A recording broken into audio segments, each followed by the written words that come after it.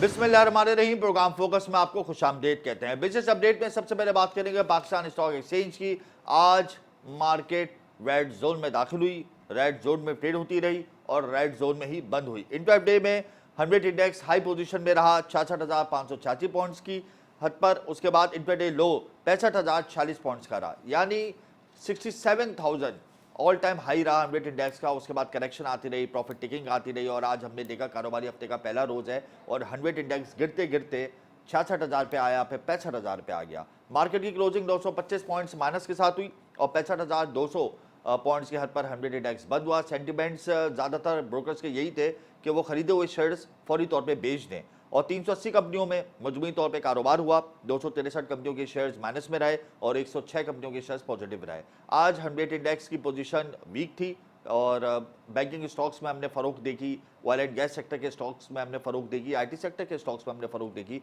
आज हम इस हवाले से भी तफसीली डिस्कस करेंगे कि मार्केट मुसलसल डिक्लाइन है तो अपकमिंग सेशंस में 100 इंडेक्स कहां पर स्टैंड करेगा, इस हवाले से भी हम बात करेंगे। इसके अलावा प्रोग्राम में मैं आपको बताऊंगा कि करेंसी मार्केट में इंटरबैंक मार्केट में डॉलर 26 पैसे सस्ता हुआ है, 283 रुपये 26 पैसे से गिरकर दौरान ट्रेडिंग डॉलर 283 रुपये पर ट्रेड हुआ और ओपन मार्केट में डॉलर 284 रुपये 50 पैसे पर मुस्तहकम रहा, अनचेंज रहा। जाहिर सी बात है रिजर्व्स अगर हमारे बेहतर होंगे तो आइंदा आने वाले दिनों में इंटरबैंक में डॉलर मजीद गिरेगा और रुपया मजबूत होगा। इसके अलावा एक खुशखबरी यह है कि पाकिस्तान का करंट अकाउंट खसारा अब सरप्लस हो गया है। ये बड़ा एक हमारी मईशत के लिए अहम पॉइंट है और हुकूमत की बड़ी अचीवमेंट है कि रवा माली साल 5 माह में पहली बार पाकिस्तान का करंट अकाउंट जो डेफिसिट चलता आ रहा था वो अब सरप्लस हो गया है। उसकी बुनियादी वजह यह है कि हमने इंपोर्ट कम कर दी और हमारी एक्सपोर्ट बढ़ गई, तो ऑब्वियसली हमारा जो करंट अकाउंट डेफिसिट था वो करंट अकाउंट सरप्लस में तब्दील हो गया।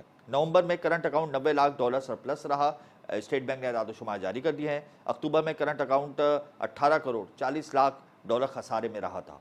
रवा माली साल के पहले 5 माह में करंट अकाउंट खसारा 1 अरब 16 करोड़ डॉलर रहा था। गुज़िश्ता साल के पहले 5 माह में मुल्की करंट अकाउंट खसारा 3 अरब 26 करोड़ डॉलर में था।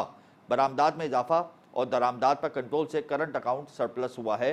पाकिस्तान के करंट अकाउंट खसारे में सालाना बुनियाद पर 64% 64% कमी देखने में आई है और नवंबर में करंट अकाउंट खसारा 90 लाख डॉलर सरप्लस रहा है। नवंबर में हमारा जो करंट अकाउंट है वो 90 लाख डॉलर सरप्लस हो गया है और अक्टूबर में ये 18 करोड़ 40 लाख डॉलर खसारे में था। खुशाइन बात है, अच्छी अचीवमेंट है, ये फिगर्स आना हमारी मईशत के लिए बेहतर है। इसके अलावा मैं आपको बताऊंगा कि एयरक्राफ्ट ओनर्स एंड ऑपरेटर्स के बानी इमरान असलम खान ने चेयरमैन सेनेट को ख़त लिखा है।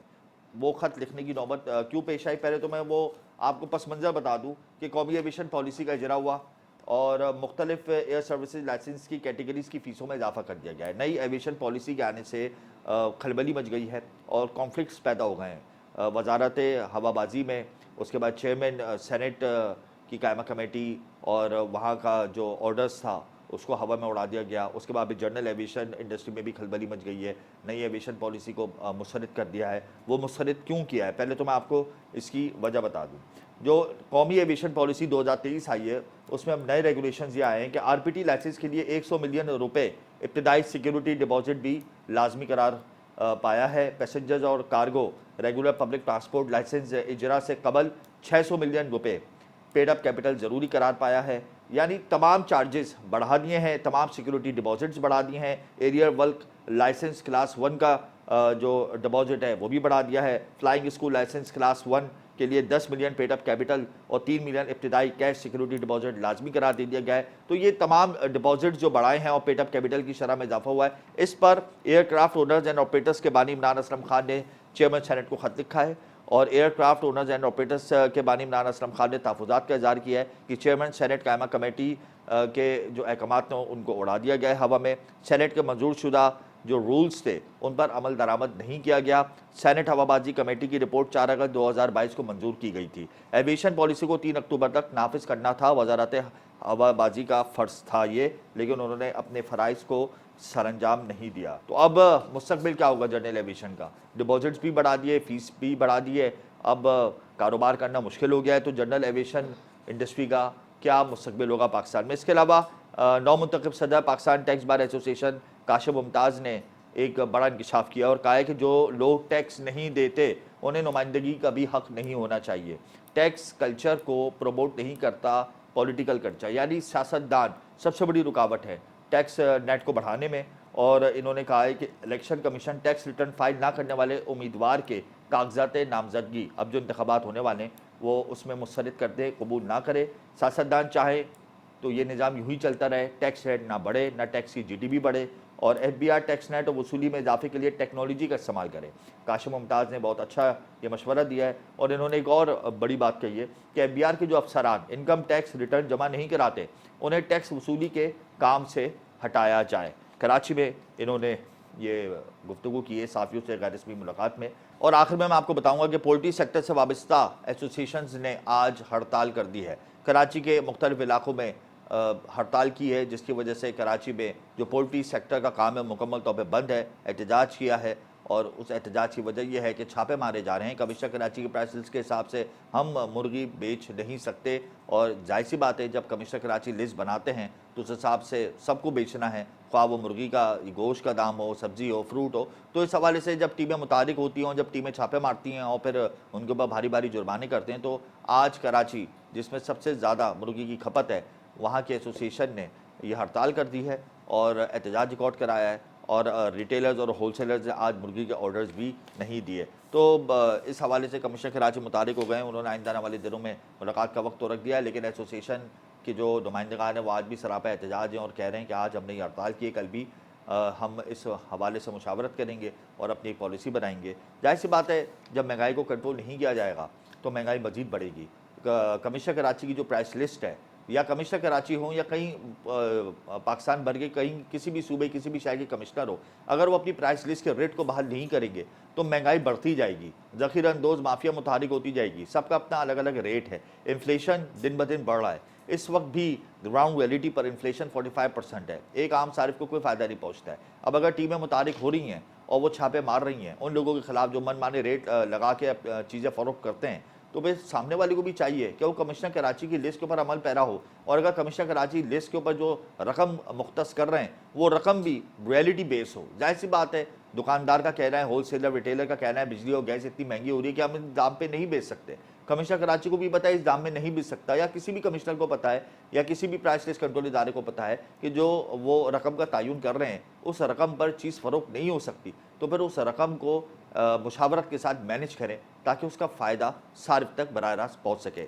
हम एविएशन पॉलिसी को डिस्कस करेंगे और वजारत हवाबाजी ने अब तक कोई स्टेप क्यों नहीं उठाया। नई एविएशन पॉलिसी के ऊपर बहुत सारे तहफ़्फ़ुज़ात सामने आ रहे हैं। चेयरमैन सेनेट के ने ख़त भी लिखा, अहकामात भी दिए, उस अहकामात को हवा में उड़ा दिया गया। जनरल एविएशन इंडस्ट्री का जो मुस्तकबिल है वो पाकिस्तान में कहाँ पे स्टैंड करेगा, इस टॉपिक को हम तफसीली डिस्कस करेंगे। इसके अलावा हम स्टॉक मार्केट को डिस्कस करेंगे कि मार्केट आज माइनस रही, 900 पॉइंट्स माइनस पर हडमिट इंडेक्स की क्लोजिंग हुई। आज सेंटिमेंट्स फ़रोख्त करने के ज़्यादा थे, शेयर्स फ़रोख्त हुए, और इन तमाम पॉइंट्स को हम तफसीली डिस्कस करेंगे। डॉलर भी सस्ता हो रहा है, इकनॉमिक इंडिकेटर्स भी बेहतर हो रहे हैं। यहाँ पर हम आपको सारी अपडेट्स देंगे, लेकिन या वक्त एक ब्रेक, आप हमारे साथ रहिएगा।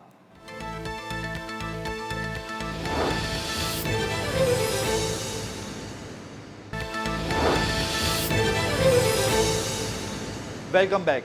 एयरक्राफ्ट ओनर्स एंड ऑपरेटर्स के करता धरता मोहम्मद इमरान असलम इस वक्त हमें प्रोग्राम में ज्वाइन कर चुके हैं। मोहम्मद इमरान, आप ये बताएं कि आप बानी हैं और आपने एक ख़त लिखा कुछ दिन कबल, उस ख़त का कोई रिस्पांस नहीं आया। फिर आपने एक और ताज़ा ख़त लिखा और उसमें कहा कि जो कौमी एविएशन पॉलिसी है उसको आप मुस्तरद करते हैं। पहले भी आप मुस्तरद कर चुके हैं, तहफ़्फ़ुज़ात का इज़हार किया, अब दोबारा ख़त लिखा, तहफ़्फ़ुज़ात का इज़हार किया। तो बार बार ख़त लिखने के बाद भी अगर आपकी सुनवाई नहीं हो रही तो आप जनरल एविएशन इंडस्ट्री का पाकिस्तान में क्या मुस्तकबिल देखते हैं और अब आपका अगला कदम क्या होगा? हमदा, बहुत शुक्रिया। मेरा नाम इमरान असलम ख़ान है और जैसे कि आपने मेंशन किया, I am the founder of aircraft owners and operators association of Pakistan जी। और I run aviation company also in Karachi. और मुस्तकबिल के हिसाब से जो आपने बात की है, तो इस वक्त मुझे कोई मुस्तकबिल ना सिर्फ ये कि दूर दूर तक नज़र नहीं आ रहा है, बल्कि उसमें कोई कोशिश भी नज़र नहीं आ रही है कि उसको बेहतर करने के भी कोई आसार कहीं पे हों। जी। इस वक्त इतनी ज़्यादा अपॉर्चुनिटीज़ हैं एविएशन इंडस्ट्री में वर्ल्ड वाइड कि हर जगह पे ये इंडस्ट्री बूमिंग है। और स्पेशली अगर मैं आपको बताऊं कि जनरल एविएशन में इस वक्त ये हालात हैं कि दुनिया में किसी भी फ्लाइंग स्कूल में कैपेसिटी नहीं है कि वो फर्दर स्टूडेंट्स को इंडक्ट कर सकें। और हमारे पास इतनी कैपेसिटी है कि हम जितने भी आ जाए हम उनको ट्रेनिंग दे सकते हैं, लेकिन इस वक्त ना कोई ट्रेनिंग करने के लिए तैयार है, ना इस वक्त जो है आपके पास इस तरह की फैसिलिटीज हैं कि हम कोई फर्दर कैपेसिटी को इंक्रीज कर सकें। कोई तो ट्रेनिंग करने के लिए तैयार ओवरऑल क्यों नहीं है? आपने कहा कोई ट्रेनिंग करने के लिए तैयार नहीं है, वजह क्या है? वजह बहुत सिंपल है कि जब आप अपने लोगों को अपॉर्चुनिटीज नहीं देंगे और आप बाहर से इंपोर्ट करके लोगों को यहाँ पे भर्ती करेंगे, फॉरेन पायलट्स के साथ आप एयरलाइंस ऑपरेट करेंगे, फॉरेन क्रू को रखेंगे, तो लोकल लोगों के लिए जब अपॉर्चुनिटीज नहीं होंगी तो why they would spend money and become a pilot in the country. तो ये वाले हालात जो हैं वो हमारे यहाँ इसके लिए रिस्पॉन्सिबल जो है ना सिर्फ ये कि सिविल एविएशन है, बल्कि हमारी जो एविएशन मिनिस्ट्री है वो भी इसके लिए प्रॉपरली रिस्पॉन्सिबल है। आप क्यों परमिशन देते हैं एयरलाइंस को कि वो फॉरेन पायलट्स के साथ ऑपरेट करें? आप अपने लोगों को, मुकामी लोगों को क्यों मौका नहीं देते हैं कि वो उनको ट्रेन करें, उनको जॉब्स दें? इस वक्त हमारे मुल्क में पायलट्स मौजूद हैं, बस सिर्फ ये है कि उनको ट्रेनिंग नहीं करानी, ट्रेन हुए भी लोग मिल जाएं तो वो उनको सिर्फ सिमुलेटेड ट्रेनिंग ना करानी पड़े और थोड़ी सी ट्रेनिंग ना करानी पड़े, इस वजह से एयरलाइंस उनको इंडक्ट नहीं कर रही हैं। और हमारी सिविल एविएशन और हमारी मिनिस्ट्री, हमारी सरकार बाहर से पायलट इंपोर्ट करके परमिशन दे रही है एयरलाइंस को ऑपरेट अच्छा, करने के लिए। This permission Imran has to साहब, स्टॉप इमीडिएटली। यहाँ पे मैं आपको इंटरप्ट कर रहा हूँ। मुझे ये बताएं कि पाकिस्तान से बराह रास्त बरतानिया परवाज़ों का शेड्यूल जो डिस्टर्ब हुआ है, जो पाबंदी आयद हुई है, उसकी वजह क्या थी? हमजा, ये ऐसा ट्रिकी क्वेश्चन है ना कि अगर इसकी डिटेल्स हम शुरू करेंगे तो सारा दिन हम इसके ऊपर डिस्कस कर सकते हैं। फिर भी आप एक मुझे ये मुख्तसर सा बताइए, मुझे बता दें कि उसकी मुख्तसर वजह से क्या मैं थी। आपको चले बताता हूँ। आप मुझे ये बताइए कि क्या एक सुपरमार्केट या सुपर स्टोर या परचून की दुकान रन करने वाला जो है वो जहाज उड़ा सकता है? बिल्कुल भी नहीं उड़ा सकता। तो एक यूटिलिटी कॉर्पोरेशन को हेड करने वाला और यूटिलिटी कॉर्पोरेशन को चलाने वाला डीएमजी ग्रुप का अफसर जो है वो कैसे डायरेक्टर जनरल सिविल एविएशन हो सकता है? ये तो जिसको आप कुछ पता ही नहीं है एविएशन के बारे में, नॉन प्रोफेशनल किस्म के लोग लाके आप ऊपर सही है, लगाएंगे। How they are going to run the industry? बिल्कुल आप आप सही यूरोप कह रहे वाली की हैं। बात करते हैं, मैं तो कहता हूँ कि आपको बिल्कुल सही पाकिस्तान कह में रहे नहीं हैं आप, उड़ने देना चाहिए। 100% आप सही कह रहे हैं। लेकिन इसका जो इम्पैक्ट आया है वो फिर पायलट्स पे भी आया था और पायलट्स की डिग्रीज पर भी आया था। उसी की वजह से तो आज ये हालात हम देख रहे हैं। आप समझते हैं कि ये भी कड़ी है? ये सारी कड़ी एक दूसरे के साथ मिलती है। जब आप नॉन प्रोफेशनल लोग जो हैं वो आपके स्टेट ऑफ अफेयर्स रन करेंगे, जी जिनको एविएशन इंडस्ट्री की एबीसीडी नहीं पता है, जी। आप उनको जो है टॉप पोजीशन के ऊपर लाके रखेंगे। इसमें मैं आपको बताऊं कि मैं सीधा सीधा सरकार को कसूरवार समझता हूं, जो भी सरकार रही है पहले की, कौन सी जो सरकार कि सबसे ज्यादा कसूरवार है? सबसे ज्यादा कसूरवार तो आपका वो जो मिनिस्टर था जिसने पार्लियामेंट में खड़े होकर स्टेटमेंट दे दी थी कि हमारे लाइसेंस जाली हैं। नाम बता एक दें, भी लाइसेंस जाली नहीं था आपका। नाम बताएं। इस तरह जाहिल लोगों को अगर आप बिठाएंगे और इस तरह के लोग इस तरह की कौन से स्टेटमेंट मिनिस्टर देंगे थे तो वो, उसका नाम क्या तो बताएं। बात का असर करेंगे? कौन से मिनिस्टर? गुलाम सरवर की बात कर रहा हूं जी मैं। जी बिल्कुल, उन्होंने ही सबसे पहले ये ऐलान किया था और फिर इसके बरक्स कुछ और हुआ। लेकिन मुझे ये बताएं कि चल अब उनका तो ऐलान भी हो गया, पाबंदी भी लग गई, ये हालात भी आ गए, इस नैच पे हम पहुंच गए, तो अब आप क्या समझते हैं रूट कॉज क्या है इसको सही करने की? अब तो रूट कॉज इसका सबसे, जी आप ये देखेंगे एआसा की टीम जो है वो तकरीबन कोई ऑलमोस्ट 15-20 दिन या महीना हो गया है कि वो इंस्पेक्शन करके जा चुकी है। जी। लेकिन ना सिर्फ ये कि पूरी कौम को नहीं पता, एविएशन इंडस्ट्री में भी लोगों को नहीं पता कि वो आए थे इंस्पेक्शन करने के लिए तो उन्होंने क्या इंस्पेक्शन की, वो आए थे ऑडिट करने के लिए, उन्होंने क्या ऑडिट किया। इस तरह से डार्क में रखा जाता है, वो प्रॉपर वर्ड में उसका यूज करो, गुप्त रखी जाती है चीजें। रख लें उसको जितना सीक्रेट रखना है और वो करना है, दुनिया को बताते नहीं है कि हो क्या रहा है, क्या कर रहे हैं। सीक्रेटली सारी चीजें अपने अंदर ही अंदर सब कुछ बैठ के करते रहते हैं, पता नहीं क्या करते हैं क्या नहीं करते। ये हमें पता है कि वार्ड लगा के रख दी हमारी एविएशन इंडस्ट्री की इन्होंने, जब से ये जो नॉन एविएशन टाइप और नॉन प्रोफेशनल लोग जो इन्होंने ऊपर लाके हमारे बिठाए हैं ना, वो तबाही फेर रहे हैं हमारी अभी इंडस्ट्री की। उबूरी हुकूमत से भी आपको कोई तवक्कुआत नहीं है? उबूरी हुकूमत में तो बड़े अच्छे फंडामेंटल मेजर्स हम देख रहे हैं, तो आप नहीं समझते कि उबूरी हुकूमत को अगर आप परसू करेंगे या उन तक आप जाएंगे, उनसे बैठ के बात करेंगे, तो शायद कुछ मामला बेहतर हो जाए? जी, मैं गया था अबूरी हुकूमत के पास भी, और वहां से जवाब मुझे ये मिला कि देखिए जी, हम तो केयर टेकर हैं। जी दैट्स फाइन, आप केयर टेकर हैं, आप पता नहीं कि कौन टेक केयर करेगा, अब हम उसके पास जाने के लिए तैयार बैठे हैं इंशाल्लाह ताला। We are planning for that. और अभी एसोसिएशन में मैं इस चीज़ को फ्लोट करने वाला हूँ कि now we are going to go and request chief of army staff कि वो आप डायरेक्टली इसके अंदर इंटरवीन करें। और तो हमें कोई आसरा नजर नहीं आ यानी रहा कहीं चीफ से। ऑफ आर्मी स्टाफ आखिरी उम्मीद है आपकी? जी बिल्कुल, हमें तो यही नजर आ रहा है कि वहां से ही आप देख लेंगे। अभी आपने पूरा इंट्रोडक्शन दिया, आपने पूरा सब कुछ बताया। जी क्या हुआ था पहले?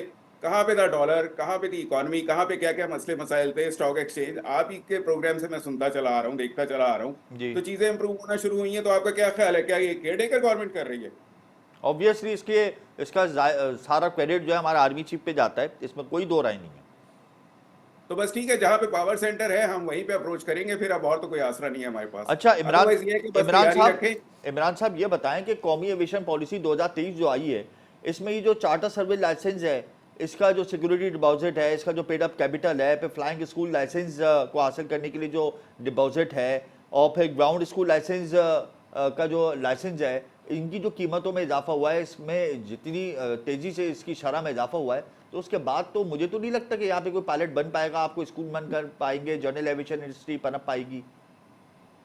पनपना तो बहुत दूर की बात है। ये जो अभी कंपनीज हैं ये भी आहिस्ता आहिस्ता बंद हो जाएंगी। और आज मैं आपको ये प्रिडिक्शन दे रहा हूँ कि 2 साल के अंदर अंदर अगर यही वाली सारी पॉलिसीज रहीं तो सिर्फ सरकारी खातों में चलने वाले जो स्कूल हैं या जो कि बड़ी ऑर्गेनाइजेशंस रन कर रही हैं, जी जैसे आपके जो है वो एयरफोर्स की फाउंडेशन, शाइन फाउंडेशन है, या अस्करी के इदारे हैं, बस सिर्फ वो लोग रह जाएंगे। जी। उसके अलावा बाकी सारे बंद हो जाएंगे, क्योंकि वहां पे भी सिर्फ ये है कि तंग वो भी हैं, लेकिन ये कि सारे रिसोर्सेज हैं तो वहां पे वो चीजें कंटिन्यू कर रही हैं।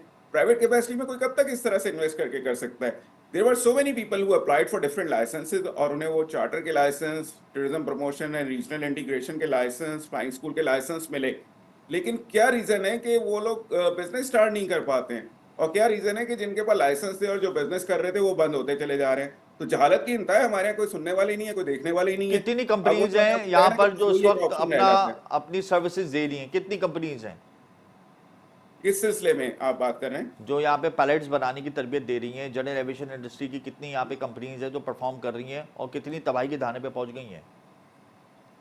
15 कंपनीज थी हमारे पास 2015 में, जी। बल्कि 16 कह लें आपकी। 2015 में एक बंद हुई थी, उसके बाद जो है अब तक तकरीबन 6 बंद हो चुकी हैं। 9 हैं इस वक्त, 9 में से 3 जो हैं वो बहुत जल्दी बंद हो जाएंगी।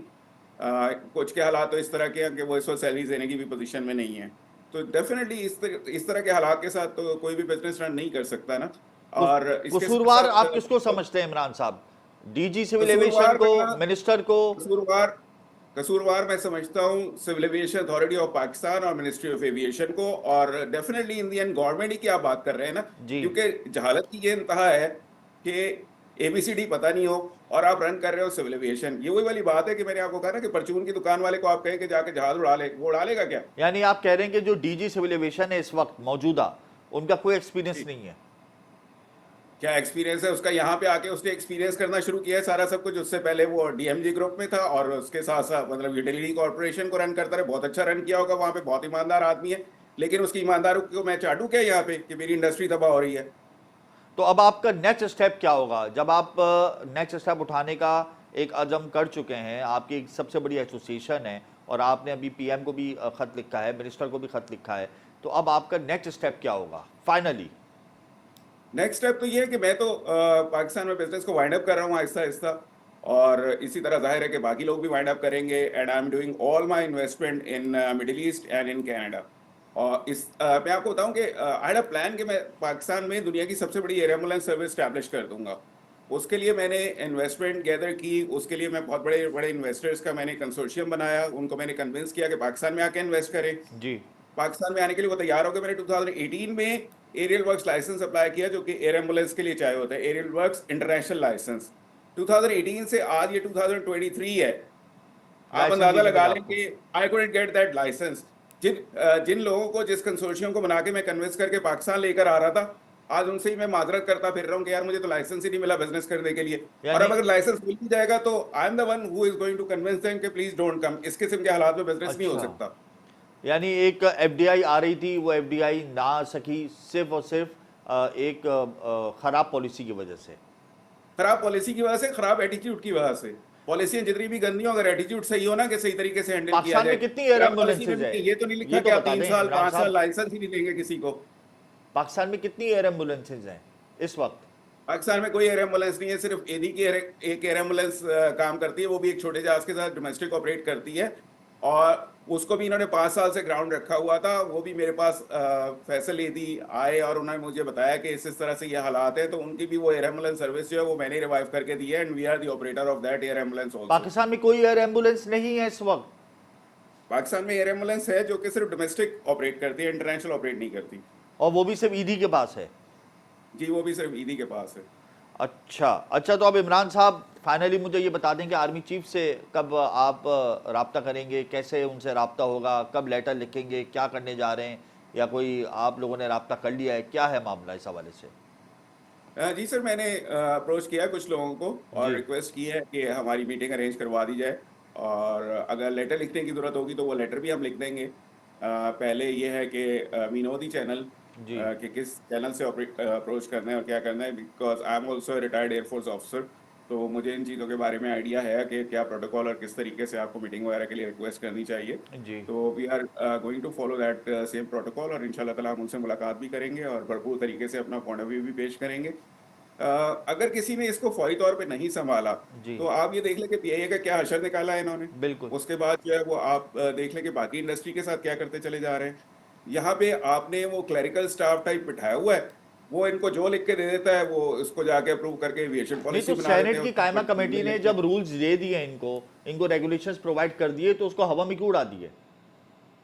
उसको हवा में इसलिए उड़ा दिया कि उस पे इनका वेस्टेड इंटरेस्ट जो है उसका कन्फ्लिक्ट आ रहा था। वो अगर वो वाले रूल्स पास और वो पास हो जाते हैं और वो वाली चीज़ें इम्प्लीमेंट हो जाती, वो पॉलिसी और वो रूल्स को इम्प्लीमेंट किया जाता, तो इनको पूछने वाला फिर कौन रह जाता, इनकी न्यूसेंस वैल्यू खत्म हो जाती।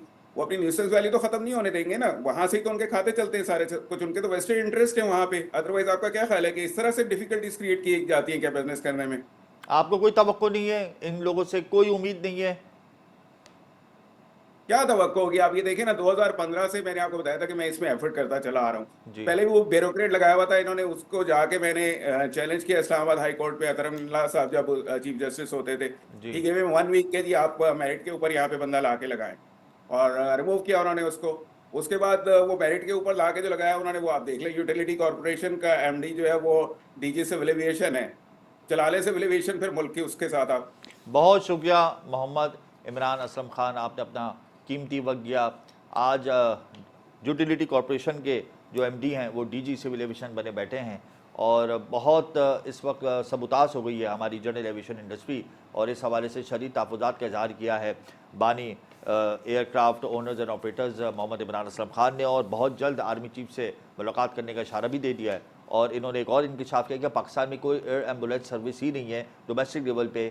ईडी एक वाहिद इदारा है जिसके पास एयर एम्बुलेंस सर्विस है। ये वाकई में बहुत बड़ा सवाल या निशान है। हमारी जनरल एविएशन इंडस्ट्री, हमारी एविएशन इंडस्ट्री जो पाकिस्तान की मईशत पर मुस्बत असर मुरतब करती है, पाकिस्तान का नाम रोशन करती है पूरी दुनिया में, अगर वही इस वक्त खसारे में हो, डिवाइड हो, कॉन्फ्लिक्ट का शिकार हो, तो यकीनन ये उबरी हुकूमत के लिए भी एक बहुत बड़ा चैलेंज होगा। या वक्त तो एक ब्रेक का, आप हमारे साथ रहिएगा।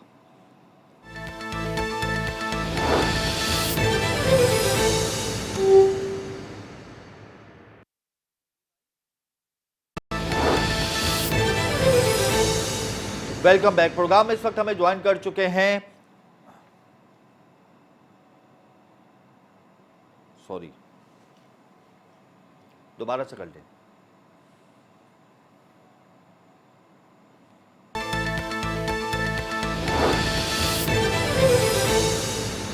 Welcome back. प्रोग्राम में इस वक्त हमें ज्वाइन कर चुके हैं खुर्रम शहजाद मौसी तजकार हैं। बहुत शुक्रिया खुर्रम साहब, आपने अपना कीमती वक्त दिया। इकनॉमिक इंडिकेटर्स थोड़े से बेहतर होना शुरू हो गए हैं, क्या हम मुतमईन हो जाएं कि ये तसलसल आगे भी कायम रहेगा और हम अपनी लाइन ड्रॉ कर सकेंगे?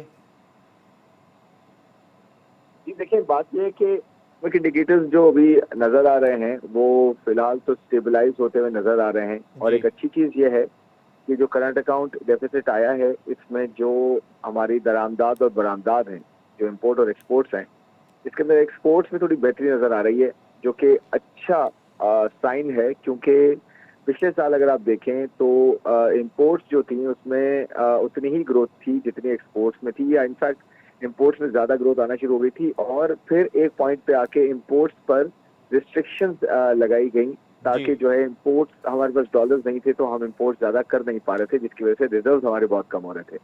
तो अब ये हुआ कि इस साल दो चीजें अच्छी हुई। एक तो ये कि जो एग्री की प्रोडक्शन है, जिसके अंदर कॉटन है खास तौर पे, जो कि यूज होती है, हमारे टेक्सटाइल सेक्टर यूज करता है और एक्सपोर्ट के लिए बहुत ज्यादा हमें कॉटन की जरूरत पड़ती है। और वो जो हम 1-1.5 अरब डॉलर 2 अरब डॉलर बाहर से कॉटन मंगवाते थे, जी वो इस साल काफी कम जो है इम्पोर्ट हो रही है, जिसकी वजह से इम्पोर्ट्स कम हुई है रिलेटिवली, और एक्सपोर्ट्स में जो है वो बेहतरी नजर आई। तो ये अगर कंटिन्यू चलता रहा सिलसिला तो बहुत बेहतर होगा हमारे अगले 3-4 महीने 6 महीने, जिसमें डॉलर की जो रिक्वायरमेंट है वो हमारी स्टेबल रहेगी और हमें जो है इम्पोर्ट्स भी बहुत ज्यादा नहीं होंगी। लेकिन बात वही है, हमें रिफॉर्म्स की जरूरत है, एनर्जी रिफॉर्म्स और फिजिकल रिफॉर्म्स, जो जी कि आईएमएफ भी कहता आया है, और बहुत बड़े प्रोग्राम की जरूरत है, और वो इलेक्शन के बाद ही मुमकिन हो सकेगा। ये सब होगा तो डेफिनेटली फिर इकोनॉमी आहिस्ता आहिस्ता बेहतरी की तरफ गामजन हो सकती है। यानी आप कह रहे हैं कि जो डेफिसिट हमारा सरप्लस में तब्दील हुआ है करंट अकाउंट का, ये तसलसल आगे भी जारी रहेगा अगर हमने अपनी इम्पोर्ट्स को कम किया तो?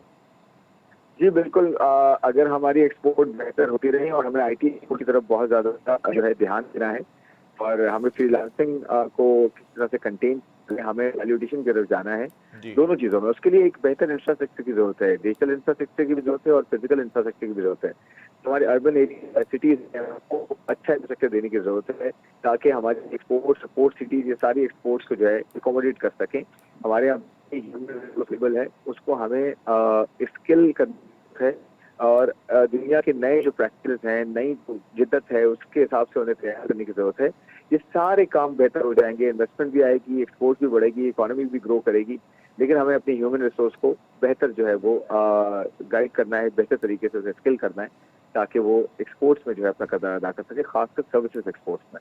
अच्छा खुरम साहब, हमारी नवंबर में आईटी एक्सपोर्ट 9% इंक्रीज हुई, हमारी एफडीआई 12% इंक्रीज हुई। लेकिन अगर मैं दूसरी तरफ बात करूं टेक्सटाइल की, तो हमारी टेक्सटाइल इंक्रीज नहीं हो रही। हमारी टेक्सटाइल को अभी भी बहुत सारे चैलेंजेस का सामना है टैरिफ की वजह से।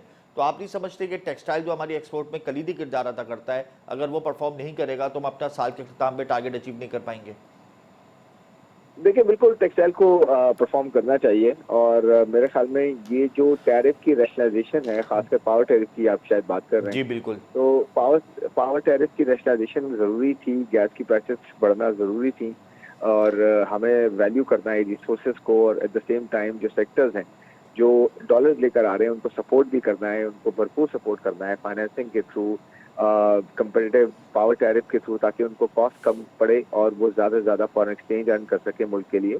बट इसमें प्रॉब्लम ये है कि हमने कर्जे, गवर्नमेंट जो है ना उसने बहुत ज़्यादा लिए हुए हैं, पिछली जितनी भी गवर्नमेंट्स आई हैं सबने कर्जे बहुत ज़्यादा लिए हैं। उन कर्जों को हमने एक तरफ करना है, उनका कुछ हल तलाश करना है, एक बेहतर टीम बिल्ड करके एक कर्जों को रिस्ट्रक्चर करना पड़ेगा। उसके बाद ये होगा कि हमारे पास फिजिकल रूम होगा, यानी कि हमें खर्च करना, डेवलप करने के लिए फंड्स अवेलेबल होंगे, बिल्कुल। टैक्सेस सही जगह लगाने हैं, ताकि हम सही जगह से टैक्स कलेक्ट करके हम डेवलपमेंट का काम कर सके। तो ये सारे काम ना सेंट्रल हैं, ये स्ट्रक्चरल इश्यूज हैं, इनको एक मैंडेटेड गवर्नमेंट ही कर सकती है। उस पर हमें पुश करना है कि वो एक प्लान के साथ आए, और गवर्नमेंट जो है जो भी आती है वो एक भरपूर तरीके से पूरा प्लान डे 1 से शुरू करे। अब हमारे पास ज्यादा वक्त नहीं है, जी अगर ये नहीं होगा तो डेफिनेटली हमारे यहाँ नुकसान ज्यादा होंगे, और एक आम आदमी को नौकरी भी नहीं मिलेगी, और फिर उसके लिए ग्रोथ भी नहीं होगी, और प्रॉब्लम्स बढ़ेंगी। तो मेरे ख्याल में हमें जो भी पार्टी इस वक्त इक़्तिदार में आए, उसका काम है ये कि अभी से वो अपनी तैयारी शुरू करे, और एक चैलेंज का सामना होगा उसको। लेकिन ये सब चीजें की जा सकती हैं अगर एक भरपूर तरीके से प्रॉपर कॉम्प्रिहेंसिव प्लान के साथ आया जाए और एग्जीक्यूशन टीम हो। अच्छा, आईएमएफ ने हमें दिसंबर में किस्त जारी कर दी थी स्टैंड बाई एग्रीमेंट के तहत। अब वो किस्त जनवरी तक जारी होने के इम्कानात हैं। तो आपको नहीं लगता ये किस्त जो जारी नहीं हुई है, इससे हमारे मजीद चैलेंजेस बढ़ गए? हमारा जो लिक्विडिटी क्रंच है डॉलर का, वो अभी भी बरकरार है। हमारे रिजर्व्स बेहतर नहीं होंगे तो ऑब्वियसली इम्पोर्ट बिल की अदायगी भी उसमें भी मसला पैदा हो सकता है। तो एक किस्त जारी ना होने से हम कितना पीछे चले गए? देखिए एक किस्त का इशू नहीं है, मेरे ख्याल में चैलेंज इससे काफी बड़ा है। जी वो किस्त तो आ जाएगी $700 मिलियन, जी लेकिन मसला ये है कि चैलेंज इस वक्त है $10 अरब का। बिल्कुल। चैलेंज आपको इसलिए $10 अरब का है क्योंकि आपने जो कर्जों की अदायगियां हैं वो तकरीबन कोई 5 से 6 अरब डॉलर आपने कर्जों की अदायगियां करती है नेट बेसिस पे। बाकी सारे रोल ओवर्स हो जाएंगे, आगे बढ़ जाएंगे, यानी कि कर्जे जो इस साल देने होंगे। ओवरऑल इस तो साल 25 पूरे अरब साल डॉलर हैं, वो सब रीशेड्यूल जी हो वही जाएंगे। जी जी जी इस साल $25 अरब की अदायगियां हैं, जिसमें से तकरीबन आधे रीशेड्यूल हो जाते हैं, जी और आधे में से कुछ हिस्सा ऐसा है जो अभी हमने पे कर चुके हैं और कुछ हिस्सा बाकी है। लेकिन वो कुछ हिस्सा छोटा नहीं है, वो कुछ हिस्सा तकरीबन कोई $4 से 5 अरब है, और उसके साथ साथ $4 से 5 अरब आपको इंपोर्ट करने के लिए भी चाहिए, ताकि आप पेट्रोल, फूड, फार्मा और बहुत सारी और ज़रूरत की जो अशिया हैं, डिफेंस भी उसमें शामिल है, ये सब इंपोर्ट कर सकें आप। उसके लिए ज़रूरत इस अम्र की है कि इलेक्शन टाइम पर हो, एक गवर्नमेंट टाइम पर आए और वो एक बहुत इमरजेंसी प्रोग्राम के साथ आए और वो आईएमएफ के पास जाए और उसका प्रोग्राम लेके भरपूर तरीके से पहले दिन से उसमें डेट रिस्ट्रक्चरिंग भी शामिल है, लोन की अदायगियां किस तरह से होंगी, लोकल या बाहर की। वो सबसे बड़ा प्रॉब्लम है, क्योंकि हमने देना तो लोन ही है अभी वापस, तो लोन को रिस्ट्रक्चर करना पड़ेगा। आईएमएफ का ऑन बोर्ड होना जरूरी है, फिर एनर्जी रिफॉर्म्स करने हैं। ये सब कुछ हो सकता है अगर एक बिल के साथ गवर्नमेंट आए और वो आके सारे काम करे। 2-3 साल का अर्सा लगेगा, ज्यादा लंबा नहीं है, जिससे हम दोबारा से बेहतर हालात में आ जाएंगे इंशाल्लाह, और हमारे पास डॉलर की लिक्विडिटी भी होगी, इन्वेस्टर भी इन्वेस्ट करेगा, एनवायरमेंट भी बेहतर हो सकता है, एनर्जी भी अवेलेबल होगी, और हमारी जो एक यंग जनरेशन है उसको भी एक डायरेक्शन मिल सकेगी। खुर्रम, ये बताएं कि लोकल इन्वेस्टर का एतमाद बहाल क्यों नहीं हो रहा? हमने SIFC तो बना दी एफडीआई को लाने के लिए, एफडीआई का फॉरेन इन्वेस्टर का जो एतमाद है उसको बहाल करने के लिए हम मुतारिक तो हैं, लेकिन लोकल इन्वेस्टर अभी भी मकमसे का शिकार है। वो ये कहता है कि हम इंडस्ट्री लगाएं तो 22% पे कैसे लगाएं, फिर इसमें कायबोर भी एड ऑन हो जाता है, फिर एनर्जी टैरिफ को लेकर परेशान है, फिर अमन अमान की ख़राब सूरत हाल को लेकर परेशान है, फिर उबरी हुकूमत की पॉलिसी से भी बहुत से जो सेक्टर्स हैं वो मुतमईन नहीं है। तो लोकल इन्वेस्टर का एतमाद बहाल करने के लिए आप क्या मशवरा देते हो? हुकूमत को कौन सी जंगी बुनियादों पर इकदाम उठाने चाहिए? देखिए, एक बात तो ये समझने की है कि SIFC एक ट्रांजैक्शन को आसान करने का प्लेटफॉर्म है। इन्वेस्टमेंट अट्रैक्ट करना एक बहुत बड़ा जो है वो प्लान होता है, उसके लिए पूरा एनवायरनमेंट आपको बेहतर करना होता है।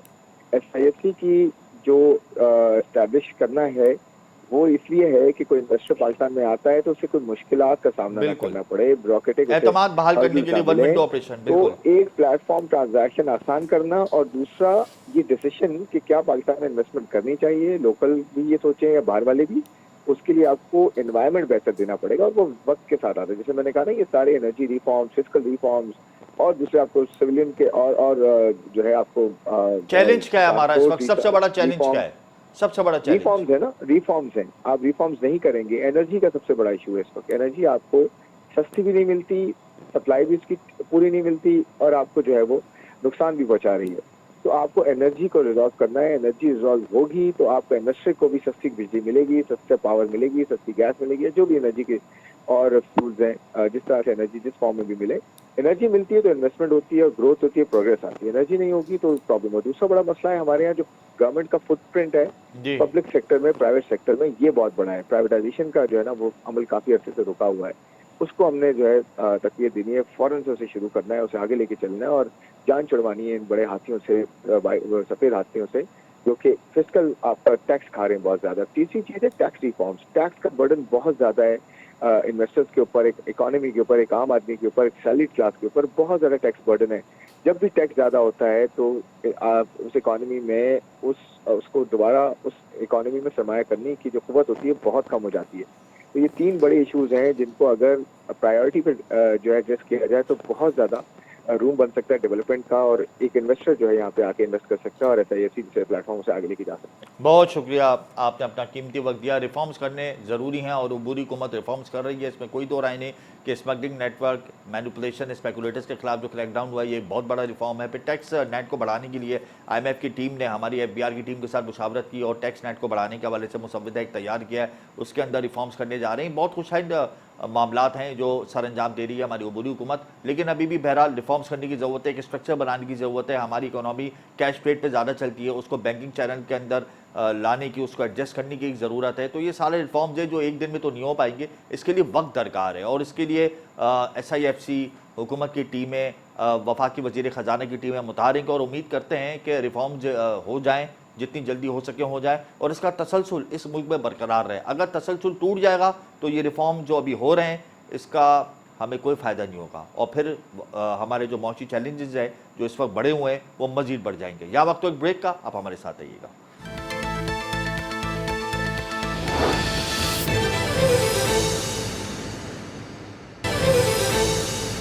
Welcome back. आज प्रोग्राम में हमने पाकिस्तान स्टॉक एक्सचेंज से मुतालिक आपको अपडेट दी। आज मार्केट 900 पॉइंट्स माइनस हुई, 100 इंडेक्स 67,000 के लेवल पे टच हुआ था। गुज़िश्ता हफ्ते हमने देखा था ये ऑल टाइम हाई था, उसके बाद 100 इंडेक्स गिरते गिरते 65,000 के लेवल पे आ गया है, और आइंदा आने वाले दिनों में हो सकता है इसमें मजीद करेक्शन देखी जाए। इसके अलावा हमने प्रोग्राम में आपको बताया कि जनरल एविएशन इंडस्ट्री तबाही के दाने पे पहुँच चुकी है। कौमी एविएशन पॉलिसी 2023 जो अनाउंस की गई है मिनिस्ट्री की जानिब से और डीजी सिविल एविएशन ने जो इसको मुतारिफ़ कराया है, इस पर बहुत ज़्यादा तहफ़्फ़ुज़ात हैं और चेयरमैन सेनेट की तरफ से जो अहकामात भेजे गए उसको भी हवा में उड़ा दिया गया। और इस हवाले से हमने आपको तफसीली अपडेट दी कि अब आइंदा आने वाले दिनों में जो पाकिस्तान ओनर्स एयरक्राफ्ट एसोसिएशन है, ये आर्मी चीफ से रब्ता करेगी, क्योंकि उन्होंने पीएम से रब्ता किया, मुताल्लिका मिनिस्ट्री से रब्ता किया, डीजी सिविल एविएशन से रब्ता किया, उनके तहफ़्फ़ुज़ात को दूर नहीं किया गया। और जितनी इस पे जो डिपॉजिट फ़ी है वो बढ़ाई गई है, जो नए रेगुलेशंस आए हैं, इस पर पाकिस्तान की जो एविएशन इंडस्ट्री है और जनरल एविएशन इंडस्ट्री है उसका सर्वाइव होना वाकई में बहुत ज़्यादा पेनफुल होगा। तो इन तमाम पॉइंट्स को दूर करने के लिए बहुत जल्द आर्मी चीफ से रब्ता किया जाएगा। और इस हवाले से इमरान असलम खान ने बड़ा तफसीली हमें इंटरव्यू दिया और उन्होंने एक और इंकशाफ किया है कि पाकिस्तान में कोई एयर एम्बुलेंस सर्विस है ही नहीं जो इंटरनेशनल लेवल को डील कर सके। डोमेस्टिक लेवल के लिए एक एयर एम्बुलेंस है जो ईदी फाउंडेशन के पास है। ये भी एक बहुत बड़े अचंभे की बात है कि गुज़िश्ता हुकूमतों ने और मौजूदा हुकूमत इस हवाले से कोई इक़दाम नहीं कर रही। कम से कम पाकिस्तान में एक ऐसी एयर एम्बुलेंस सर्विस होनी चाहिए जो इंटरनेशनल लेवल पर पेशेंट्स को देख सके, अपनी सर्विस दे सके। इसके अलावा प्रोग्राम में हमने इकनॉमिक इंडिकेटर्स के हवाले से बात की। हमारा करंट अकाउंट डेफिसिट सरप्लस हो गया है, हमारे इकनॉमिक इंडिकेटर्स थोड़े इंप्रूव हो रहे हैं। हमारी एफडीआई नवंबर में 12% इंप्रूव हुई और हमारी जो एफडीआई के अलावा आईटी एक्सपोर्ट है वो 9% इंप्रूव हुई। तो ये तमाम इकनॉमिक इंडिकेटर्स हैं जो हमारे बेहतर हो रहे हैं। डॉलर हमारा 280 के ही लेवल पर है। डॉलर दिन ब दिन सस्ता तो हो रहा है मगर उसमें मामूली कमी हो रही है। लिक्विडिटी क्रंच हमारा अभी भी है। आइंदा आने वाले दिनों में हमने अपने रिजर्व्स को बेहतर करना है। रिजर्व्स अगर हमारे बेहतर हो जाएंगे तो ऑब्वियसली रुपया हमारा बेहतर होगा, डॉलर हमारा सस्ता होगा। स्टॉक मार्केट ने 67,000 का लेवल टच किया दिसंबर में और आज 100 इंडेक्स की जो क्लोजिंग हुई है वो 900 पॉइंट्स माइनस हुई है और 65,000 के लेवल पे 100 इंडेक्स आज बंद हुआ है। तो थोड़ी बहुत करेक्शंस और इम्प्रूवमेंट्स आ रही हैं। SIFC मुतारिक है, MOU साइन हो चुके हैं। सऊदी अरब, UAE, कुवैत, कतर से अनकरीब बड़े पैमाने पे सरमाकारी जब हमारे मुल्क में आएगी मुख्तलिफ सेक्टर्स में, मेगा प्रोजेक्ट्स में, तो यकीनन हमारा मुआशी पहिया चलता हुआ नज़र हमें आएगा। लेकिन इंडस्ट्रियलाइजेशन को अभी भी तहफ़्फ़ुज़ात हैं। गैस और इलेक्ट्रिसिटी प्राइसेस को लेकर इन्फ्लेशन अभी भी ऑल टाइम हाई है। तो ये वो पॉइंट्स हैं जिन पे फौरी तौर पे हमें काम करना होगा। इन्फ्लेशन को कंट्रोल करना होगा, इंडस्ट्रियलाइजेशन को चलाना होगा, इंटरेस्ट रेट को कम करना होगा, लोकल इन्वेस्टर का एतमाद बहाल करना होगा ताकि यहाँ पे सरमाया आ सके। और स्टॉकिंग जो अभी भी हो रही है अजनास की, डॉलर की, उसको रोकने के लिए मज़ीद टीमों को मुतारिक होना होगा, क्योंकि अब ये शिकायत आना शुरू हो गई हैं कि स्टॉकिंग का अमल दोबारा से तेज़ हो गया है। चीनी की कीमत में खुद सख्ता इजाफा हो गया है, अजनास की कीमतों में स्टॉकिंग हो रही है, डॉलर स्टॉक किया हुआ है। और अप्रॉक्सीमेटली, मैं ये फिगर्स मेरे नहीं है, ये फिगर्स इंटरनेशनल रिपोर्ट्स के हैं कि पाकिस्तान की जो अशराफिया है उसके पास अप्रॉक्सीमेटली 20 से 22 अरब डॉलर इस वक्त पाकिस्तान में मौजूद है जो उन्होंने स्टॉक करके रखा हुआ है। 18 से 20 अरब डॉलर हमारी सरकार का एक साल का खर्चा है और 20 अरब डॉलर ऑफशोर कंपनीज के तहत हमारी अशराफिया मुल्क से बाहर लेके जा चुकी है। हमारा मुल्क गरीब नहीं है, हमारे मुल्क में करप्शन का भरपूर एक निज़ाम है जो चल रहा है इस वक्त भी, उसको तोड़ना इतना आसान नहीं है। लेकिन आर्मी चीफ, उनकी टीम, उबूरी हुकूमत इसको तोड़ने में, इसको कंट्रोल करने में, इसको कम करने में लगे हुए हैं, कोशिशें कर रहे हैं, मुतारिक हैं। जो नेटवर्क को तोड़ने के लिए टीमें मुतारिक हुई हैं वो हमने इससे पहले कभी नहीं देखा। अगर पहले हो जाता तो शायद अब तक हालात और बेहतर होते, लेकिन बहरहाल देर आए दुरुस्त आए। IMF से हमें प्लान मज़ीद बड़ा लेना होगा ताकि हमारी जो मौशे शारी हैं वो बेहतर हो सके, हमारे रिजर्व्स बेहतर हो सके। अगर हमारा लोकल इन्वेस्टर और FDI का जो सेक्टर है वो इम्प्रूव हो जाता है तो शायद हम बड़ी तेज़ी से आगे बढ़ें, हमारे मौशे शारी बड़ी तेज़ी से आगे बढ़ें। लेकिन प्रिडिक्ट यही किया जा रहा है कि आइंदा वाला साल कड़ा हो सकता है और उसके लिए हुकूमत अभी से तैयारी कर चुकी है, कमर कस चुकी है, काम कर रही है और उम्मीद की जा रही है कि आइंदा वाले महीने कुछ बेहतर हो सके। मुझे और मेरी टीम को इजाज़त दीजिए, कल हम फिर हाजिर होंगे। अल्लाह हाफ़िज़।